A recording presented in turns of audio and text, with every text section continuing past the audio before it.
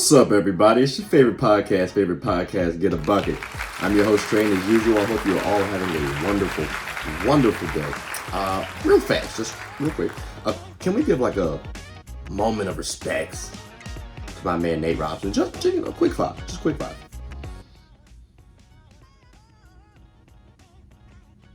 All right, we had to get that out the way because he took quite an L this weekend. Like, quite an L. That's why I got the black on represent, That's why my hair is messed up. Because, he got messed up. Like, woo, boy, I'm telling you. He came in, boy. Like, a lot of folks are going to be clouded him. There's so many memes already. There are so many memes out there already. You got, actually, I'm gonna even show you mine because I had to get in that.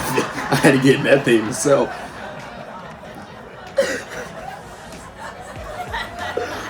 I'm sorry. I'm not trying to. I don't want to knock my man too much. I really truly don't, because it was very commendable. First and foremost, let's give a shout out to Jake Paul. Let's give a shout out to Jake Paul, because up until his fight with Nate Robinson, I had no idea who Jake Paul was. I didn't pay Buddy any mind. Did you know he was on YouTube? Had a little vlog going on there. Yup. Did you know he was a Disney actor? Yup. That's who beat Nate Robinson. And I'm not trying to discredit Buddy at all, okay? Because let's get it twisted, okay? He's actually been fighting since, I believe, February 24th of 2018. That was his first fight. So you have to at least give him some credit for showing up and producing and having some experience and had the understanding and know-how to actually train. I think Nate Robinson trained for 4 months and just thought, oh, well, I'm an athlete. We can get out here and do this thing and get saucy. Yeah, Nate can probably fight in the street. Ladies and gentlemen, the street fight versus boxing, very different. Very different. That's what made my man Nate throw in the towel. Throw in the white flag. I didn't have my flag or my rag. I'm so blown too, because I did laundry specifically for that joke and I couldn't get it out the way. But Nike, just do it, right? That's what Nate Robinson did. He just went out there and just did it. Oh my God. And Jake Paul did right back to him, boss. So we had in all seriousness, I did like the fact that Nate got out there and he showed no fear. He was actually really impressive, low key. If you take out the fact that he didn't have any game plan whatsoever, or if he did, Buddy just said screw it, right? Because Nate only went out there with pure aggression, pure speed, pure athleticism. That's it. And in boxing, in fighting in general, you can't just go rushing people. You might want to sit up there and analyze the situation, give a couple jabs out, keep your hands up. My man's defense, his defensive game, Nate Robinson I'm talking about, was like James Harden a couple years ago. You remember when he had that Olay defense?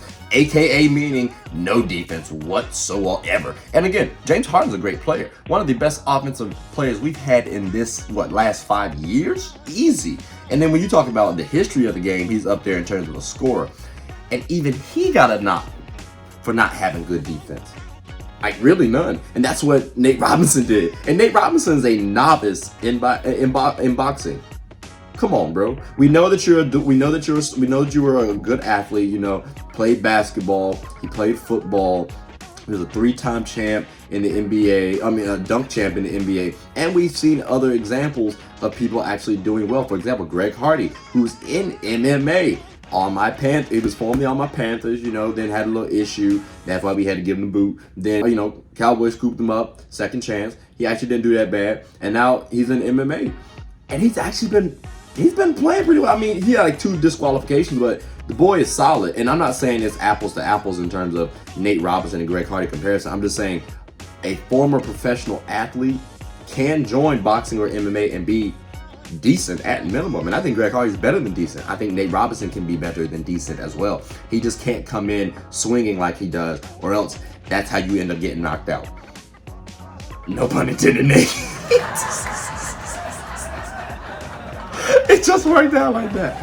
But seriously, I do believe in Nate, and I really do appreciate the post that he actually made after his fight. He didn't show like he was a poor sport. He actually took it across the chin. Again, no pun intended, but he did take it across the chin, the L. He understands the memes, the laughs, all this stuff. But he recognized the people that stood in his corner, things like that. And I very much appreciate that effort. So I think Nate Robinson is going to have a decent boxing career if he sticks with it and comes up with a better game plan. Again, he's a good athlete. And he's only 36. I mean, yes, that is a little old in boxing terms, in sports world, and in the sports world as well. But he's still, like, he looked in good shape. Like, he looked in good shape. Like, if Jake and Nate had the same amount of experience, I don't think Jake might win that fight. Just to be honest with you.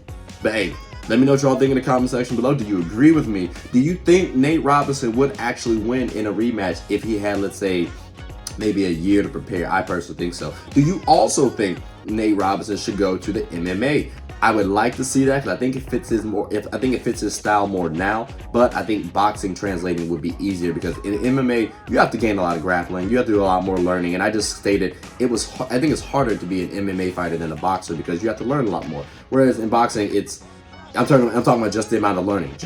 Both are still hard sports. I just want to say that. But yeah, which one do you think he should go to? MMA or boxing? Let me know what y'all think in the comment section below. All right, have a good one.